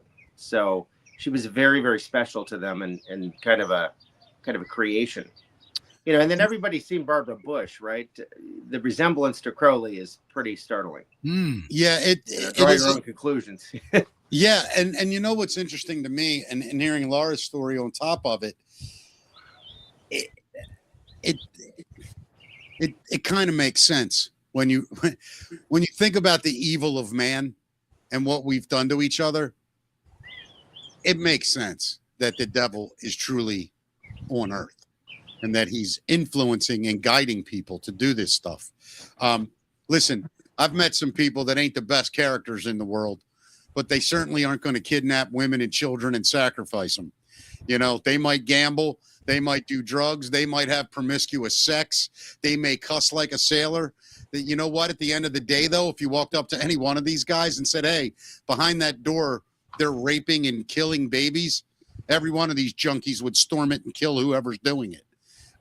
This isn't, I don't find this to be a judgment on people's sort of good or bad level. It's more of like you're saying, it's just, do you believe in God or do you not? And if you believe in God, this has to be stopped. If you don't believe in God, you have to be stopped. And that's just how I'm seeing it. I don't know about you, Matt, but like I hear her story and I'm ready to go in front of anybody and say, hey, I interviewed this lady.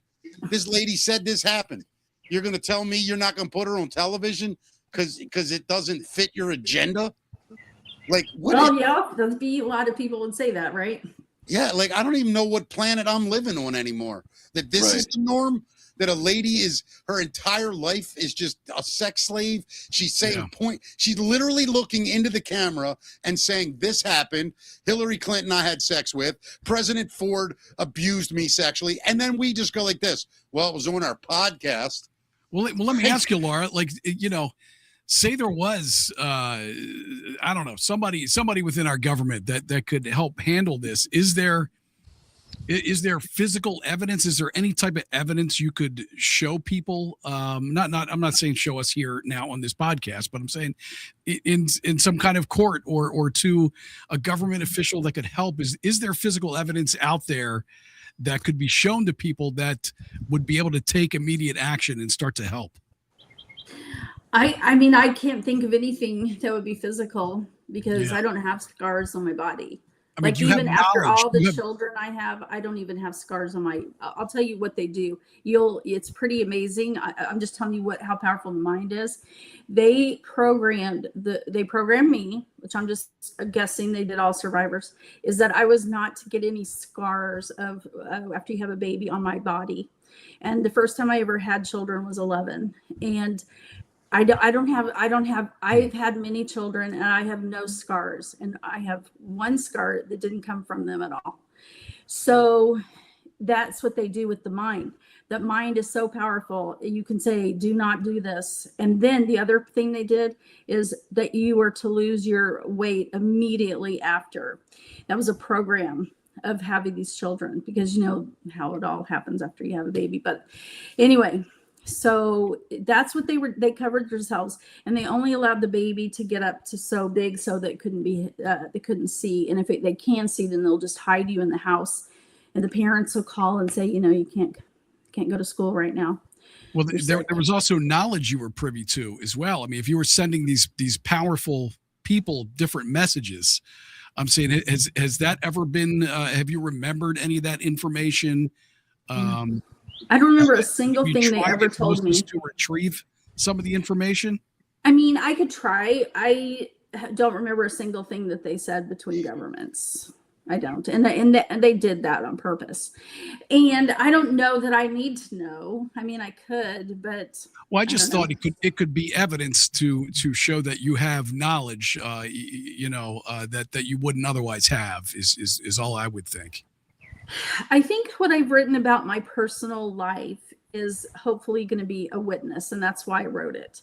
Is for a witness, not so much a public. So I don't know what will come out of that. I don't know where God will take that, but I feel like I was supposed to do it, and it's been really hard. And so now that I'm done and just getting it typed, so anyway, we'll see what happens to that. But it's not anything I've ever done before. I haven't put it out. I have Laura, so many things that would freak you out, seriously, about what they do. And that's in my book. I'm at a loss for words, which is rare for me, because I say that because I understand the strength, the fortitude, and the bravery it takes to stand in front of, ultimately by the end of the day, 10 or 12,000 people that'll watch this, and to tell your story. It's not easy to do, but it's also not. I hope there's nothing in you that feels weird telling this story, other than knowing that the people listening to it are going to be shocked worse than they've ever been shocked in their life. But I got to tell you, Laura, this show today changed me a little bit, because I don't find one thing about you to be bullshit. I don't. I mean, you're selling a book. Great. I mean, who cares, right? You're selling a book. You're not going to be a billionaire selling a book. Yeah. I hope you are, by the way, but you know what I mean? You're not doing this for money. And what I'm hoping we can somehow do is get other ladies or men to reach out to you. Who were survivors. Were survivors, that feel alone, that feel like unbelieved, that feel like they can't say anything because they'll get put in a nut house. I've said so many things in my life, I ended up in a nut house. And they're not that bad, Laura. I got to tell you. They're not bad. They feed you well, and they're very nice to you. Okay. Honestly, Laura, listen, I make jokes because it's the only way I can emote in something like this, or I'll just start cussing and telling people I'm going to kill them. Those are my two avenues. But you are, without a doubt, I think, and Aren't you glad he's a comedian? I think yes. But I do think we are on the precipice of a landslide of people like yourself, Laura, that I don't want to say you're going to get justice. How could you ever get justice for what's happened to you? There is no justice. But I hope you can get that thing in your head and heart where you go, I was the victim of the devil. And, luckily the cure for that is God and Christ. So the mental part that you have to live with the rest of your life, and that knowing this happened to you, none of us know how to fix that. None of us. Well, wouldn't justice be just what you're doing here is exposing yeah. this and hopefully reaching more victims, helping them heal, and that's my justice. Not to all of this by raising awareness. My justice is saying what they did, and I have to say things against the ones that are like the Clintons and other people that are still, like, I've seen Obama at the ritual. I have seen Pelosi, and the list goes on. They're all part of it. And so you feel like if you saw these people today, do you think they would recognize you? I doubt it, because there's a million slaves. Yeah. I doubt it. I'll tell you what's really, I think something that I find even more aggravating is how these people, if they're not already dead, and I hope they are, I hope Hillary got shot right in the face, but I hope it took like 1 million BB guns to kill her, like not one. I think she is actually dead. It's not, I don't believe Let's hope. her. Let's hope. But if she's not, the arrogance that someone must have knowing that these stories are out there about them, and then still act like there's some sort of moral or righteous human being that could lead us. Like, I want to see that woman walk right off the Grand Canyon at the highest point, and her face hit every rock on the way down. Like, why are we taking this serious anymore? These people, even like, if you have thousands of people saying this kind of stuff about you, might be a duck. You know what I mean? I left the first part of that joke out. Walks like, sounds like, looks like. It's probably a duck.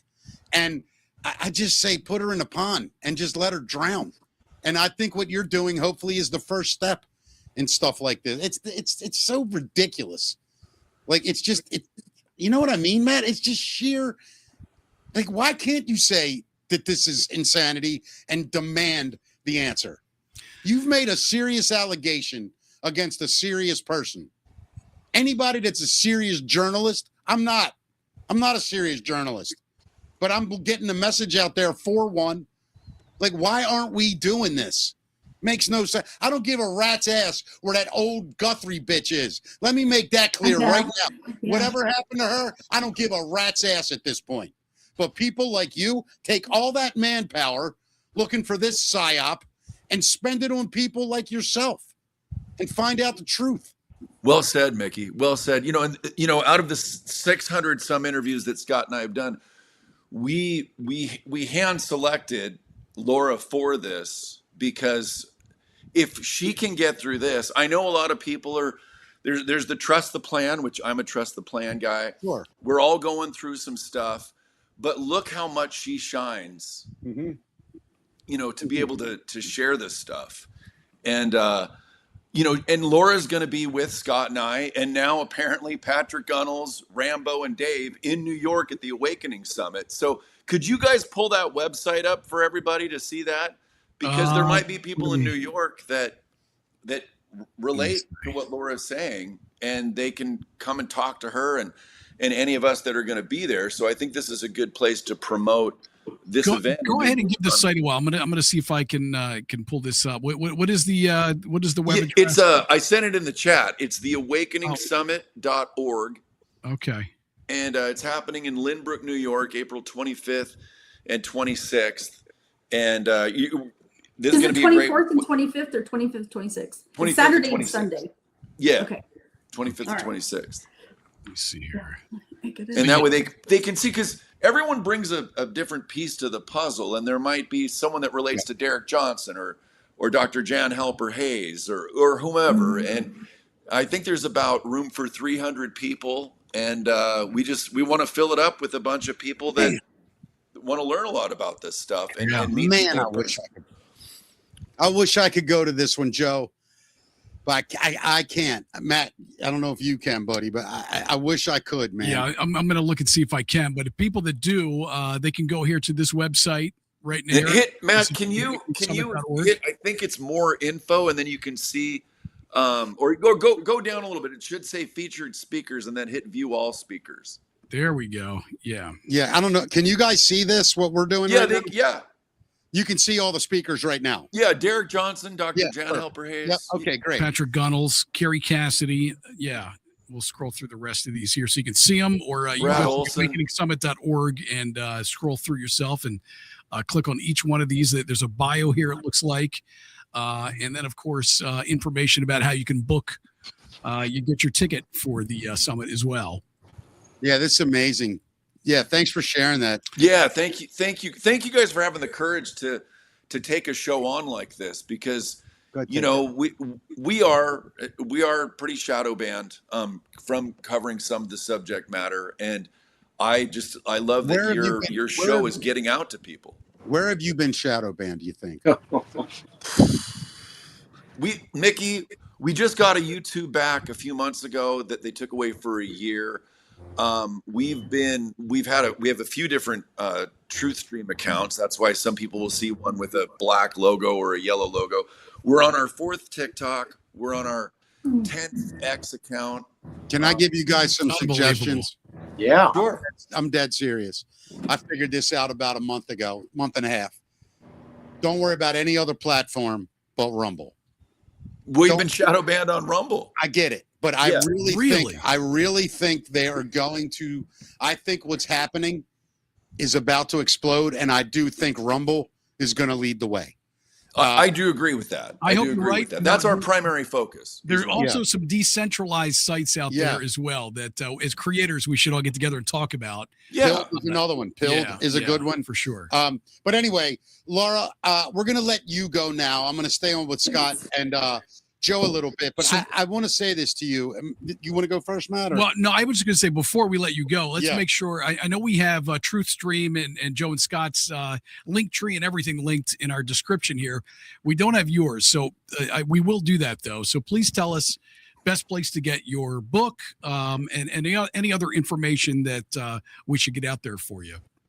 I have Puzzle Piece Together, and basically I have 3 books under that heading on Amazon. So it'll tell so much information that's really not out there right now that can help not only just the public, but the therapists and the survivors to really get free. And it talks a lot about the spiritual root of the evil that's really in, how they do things. And so I go into great depths of that. So it's really helpful. And then basically Laura Worley or Laura J. Worley anywhere else. So yeah, LauraJWorley.com. That's Laura J Worley.com. Laura, thank you so much. We will definitely have you back on. And Laura, I don't know if tomorrow we're talking to a lady named Paula, who is she's become a regular on our show, and she is very, very well versed, especially in the child trafficking stuff. She's really championed that as well. She's really championed it as well. So we're really grateful to have you and then her tomorrow to talk about this stuff. Laura, we're with you. Scott and Joe has our info. Anything we can ever do for you, anything, get a hold of us. Thanks, guys. That's wonderful. Thank you. Thanks for inviting me. Absolutely. Have a great day. See you later. So much, Bye. Laura. Bye, Laura. Thank you. Guys, man, there aren't many things where I have to kind of adjust my chair and go, what the hell am I doing here? Today was one of those. I'm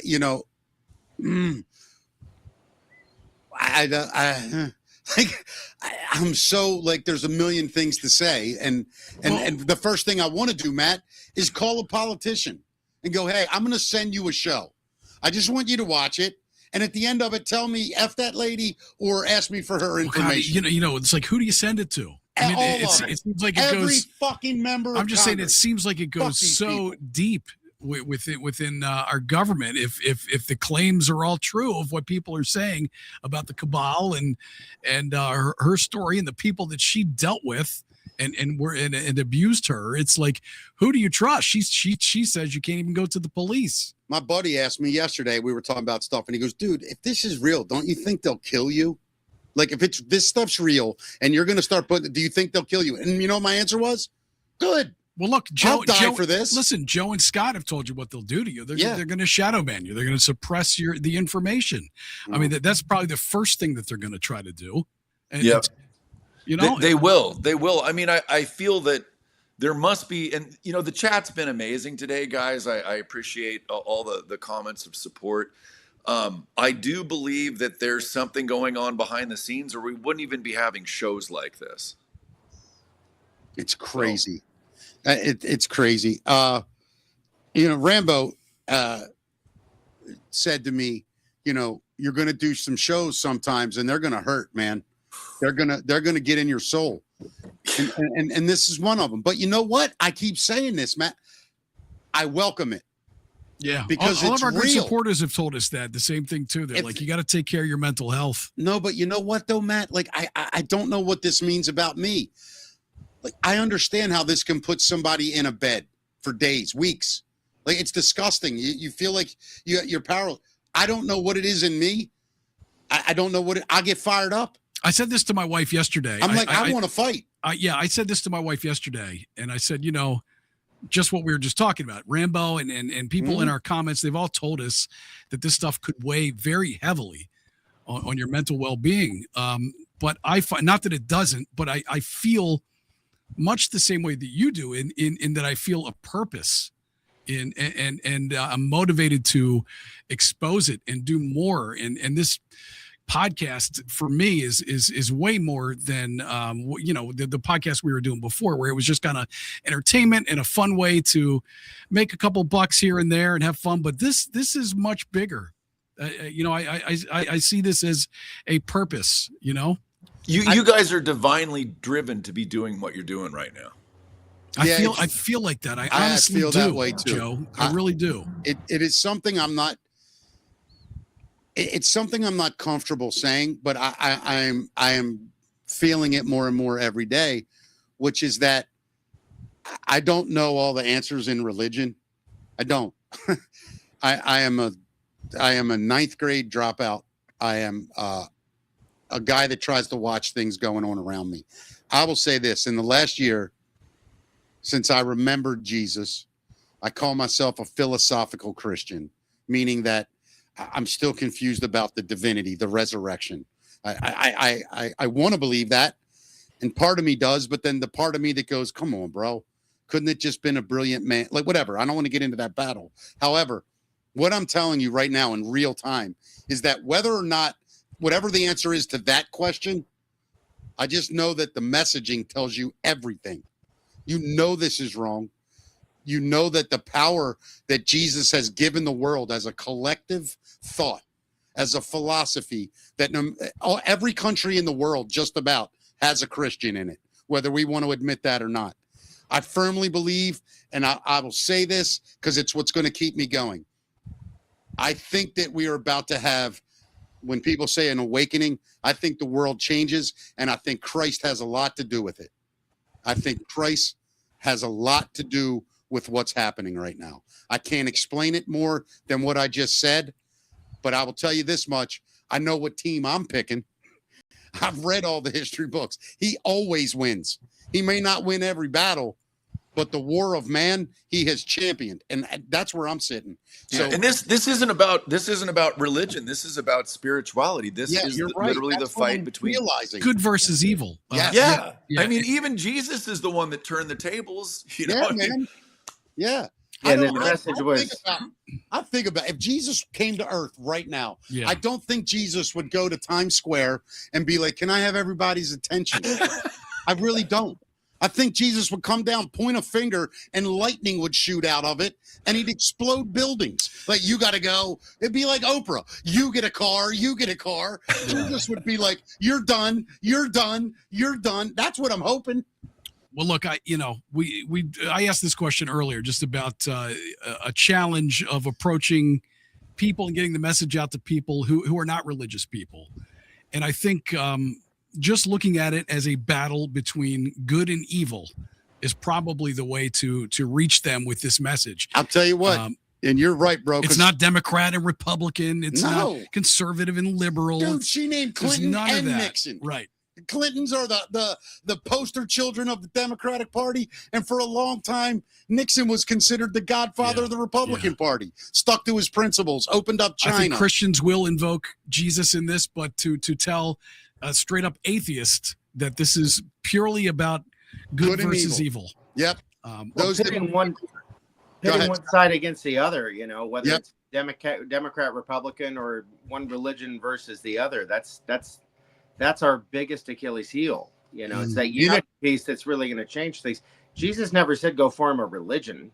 No, Jesus was not a religious. He said the ultimate thing. He said, "Do what I do, and go within." Right? Go within. Find it in yourself. The kingdom of heaven is within. The kingdom of heaven sits inside of you.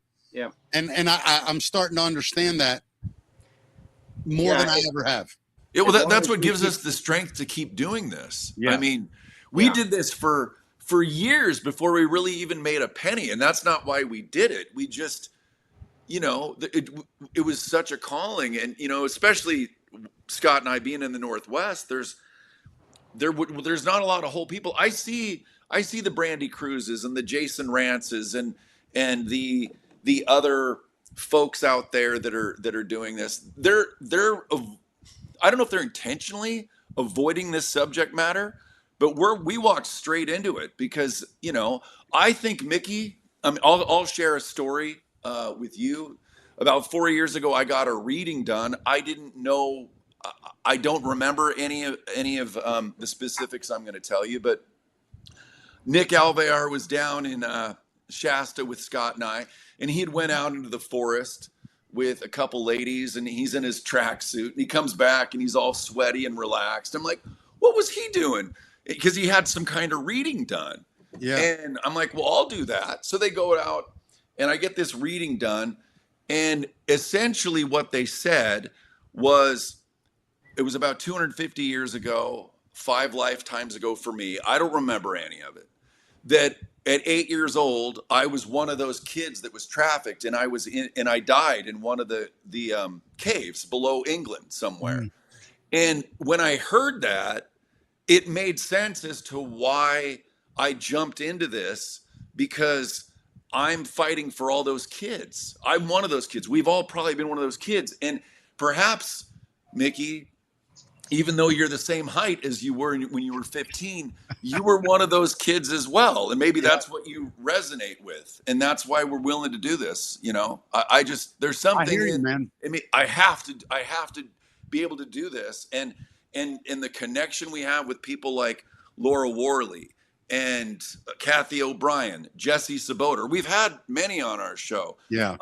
Lynn Scott Hagerman, she's another. So, you know, since you guys jumped into the front lines of this, we're honored to be able to plug you into whatever subject matter that we've covered that we can assist with, because you're getting the word out easier than we are right now. So it's an honor to be able to do this with you. I think some of the reason maybe Matt and I are able to get some of the word out a little easier than a lot of you guys is because this is all so new to us.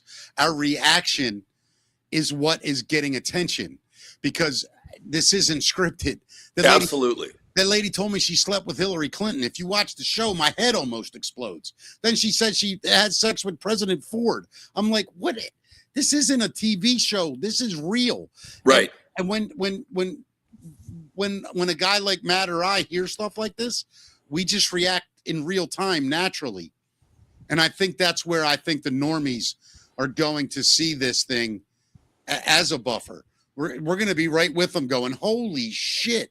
Agreed. Well, you know, and then when we were able to talk to guys like you and Scott and Joe and Dave and Abs and with Stormy, a much deeper understanding and of everything. Paula, and you guys break it down, that's to me, for the first time in my life, I feel like there is an organized effort and everything's in place to try to get this out. Now all we need is one brave politician to stand in front of all of them. By the way, if there's a politician out there and you say to yourself, I'm taking on child trafficking for real, I'm taking on, the cabal for That's real. Louis Herms. That is Louis Herms. I can't wait to get this guy on the show. He's our friend. We'll give you his contact information Matt, today. wouldn't you love to talk to that dude? He's the guy running for governor. Yeah, and He's incredible. He's absolutely incredible human being. Yeah. And to tell you how stupid California is, they're running like 9 Democrats, right? And there's like 2 Republicans that are actually getting traction. And they're going to ruin, they're not going to ruin, they're going to save their state by being morons. And I hope this guy is the guy that wins. Gentlemen, listen, you brought us in a spectacular show today. And we can't thank you enough. Thank you, guys. I wish we could be there at the end of April. I wish I didn't even know about it now. But I can't make that trip, sadly. But I will see you guys again soon. Everybody, you can find Joe and Scott on Truth Stream, on Rumble. Please give out all the details, one of you guys. Yeah, if you just go to Linktree and type in Truth Stream, pretty much everything's there. And what we would appreciate, if people are interested in going to New York or spreading the word, I just put up a couple of tweets about the event. If you guys can retweet it, we just want to. These women. Donna and Elisa, they're going to their goal is to do an event every 6 months in New York so they can really help this spread out there. And so that's how you guys can help is spread the word about shows like this. Happy to do that. We'll have them on for, 20 minutes, a half hour one day and promote the whole event. I would love to do that for you guys. Awesome. And we have your link tree actually in our comments, or rather in our description. If people want to go there, yes, just click the link. They'll be able to find you guys. Thank you, guys. Yeah, fellas, we love you guys, man. Stay strong. So glad we're teamed up together, and lots of stuff ahead, my Joe brothers. Scott, thank you. Thank you so much. Much love, guys. Thank you to amazing audience. We appreciate you guys. Thank you. Yeah, those guys are great, man. They're absolutely just so good. Man. Man, when you think about it, Matt, we're getting what we asked for. And we wanted to do a show where we learn about this stuff. And, this could have gone horribly wrong, Matt. We could have met a bunch of dickheads that think they know everything and just yell at us or talk to us like they're better than us. But instead, this is the stuff that makes me think maybe Jesus is a little involved. Well, I think we've met the greatest people we could meet. We're in a group of people who are so genuine in their purpose for doing these shows. You know how awesome it is to not have to bullshit anybody and feel lucky that they've been willing to help us and to give us the information we need as well. It's funny that our simple talents of knowing how to broadcast really got us here, if we're honest with each other, right? I mean, I get it. We're different than the other shows. We're a little more, organized. That presents itself a little differently. I don't say that as an insult to any of the other shows. It is what it is. But I think the reaction of these just literally brilliant people, and you know what I keep saying brilliant? You know what I keep forgetting to say? Brave. It takes balls the size of fucking watermelons to do this. I know I got them. I'm fearless. I always have been. I've taken more ass whoopings than I care to remember simply because I'm fearless. I'll take an ass whooping. That's nothing. What I can't take is doing nothing. That's when I sit in a bed and I talk myself into drinking for no reason, or I talk myself into not taking a shower for 3 weeks, or I talk myself into hating everybody in my life because I'm miserable with myself because I don't have enough balls or I don't have enough belief in what I'm doing to stand up and do something. And now what an amazing feeling knowing I'm not alone, right? I'm one loud person of 1,000 behind me. Yeah. You're right next to me, right? I mean, and we got to thank guys like Joe and Scott for just, assisting us in being what we set out to be from the beginning, which was kind of like a bridge from the normie world into their world and into Rambo's world. But and who Dave, knew truly? Who knew? This is the part I'm still flabbergasted, but I think it's an important part of this. And I probably need somebody smarter than me to help me really articulate it. I really, truly believe that we have to stop worrying about the fact that there's a million rabbit holes. And we just need to get to the bottom of the well. And because from there, you can look up and you see them all. And you see where it all leads. It seems to be all connected. Yes, right? that's my There's point. a common thread throughout it all. Through whether it's kid trafficking, drugs, religion, money, they all go back to the same people. Like now we're all seeing it. So how long, this is the part that kills me. How long can the guy standing in the middle in total darkness remain that way as light's coming at him? How do you maintain power? How do you maintain control? How do you maintain influence when there's a million people pointing at you going, you're a devil, you're a piece of shit. Yeah, we see you. Get off our planet. And the awakening is really happening, man. I don't know if it's my, what do you call the part of your brain, the reticular activation system where you start seeing things just because you're involved in it. Bro, I'm in Royal. But I see it everywhere, man. Royal Farm yesterday. Yeah. And there's a black guy in front of me, big dude too, like a defensive lineman kind of big compared to me. And there's a girl behind the counter and then a lady at the getting rung up. The lady getting rung up's bitchy. Right? She's like, that's not the one I wanted. So the girl turns around, gets her another thing. Once again, no, the other one. Then she turns to me and the guy, right? And she looks at us and she goes, do you believe this? Like, how incompetent. And for whatever reason, I just said, ma'am, that girl's about 18. She's by herself. She's cooking, ringing up everybody. Like, show some grace. Yeah. And she went like this. Good for you. Turn around. The big black dude turned around. All he did was go like this. Go ahead, little man. That's all he said. Yeah. Go ahead, little man. Yep. And I was like, it was just a matter of, yeah, you're right, dude. And I just think people are starting to understand that if we're not together, we are definitely screwed. No, but people are talking about stuff that we're talking about on this show. I mean, I got my hair cut the other day. And they're talking about it. Yes. The person who cut my hair was, knew about a lot of stuff. That's wild, isn't it? Yeah. I mean, one of I would start to bring something else up. I would bring up Looking Glass or MK Ultra, and she was like, yep. Knew all about what I was talking about. I think people just don't know where to find it. And that's what kills me about YouTube and Facebook and all these cowardly apps. By the way, YouTube, Facebook, TikTok, you're cowards. All right, you're making billions of dollars. Cowards are controlled. Both. One or the other. If you allow yourself to be controlled, you're a coward. Yeah. Right? You're a coward. If somebody came in right now and said, Mickey, here's $10 million. Agreed. But you can't talk about any of this anymore. I'm not taking the check. I'm going to think about it for a really long time. But I'm not. I can't. I might take the check, but I guarantee within 6 months, I'm doing this again, trying to get it on. It's You're madness. right. They don't know where to go though. They on a very surface level. I think she had an understanding of a couple things, but not very deep. Not that I have a huge, deep understanding of all this stuff, but we know people who do, don't we? Yeah, we do. And that's the purpose of this. And we'll have those people on this show and yeah, point people in their direction. That poor lady, man. That poor lady went through all that. Unbelievable, man. And she suffers because people don't even believe her. Yeah. Well, that's what I'm saying. That I mean, that's the real salt in the wound, right? It's like she had these experiences, these horrifying experiences, and then people go, "You're crazy. We don't believe you at all." Listen, Matt, I've never done this, but I'm going to do it. I'm going to just ask Jesus for a second if he could help that lady and all of us. Like, I'm not going to do official prayer, but Jesus, if you are listening, like, give us the strength and the guidance. I'll do whatever we need to do. You think he's going to take your call? I don't know if Jesus would take my I'm call. messing with you, but buddy. I will tell you this. Quit. I think if I did call right now, he would at least do this. He would go like this, Matt. Look, if I called, Jesus would do this. He'd go like this.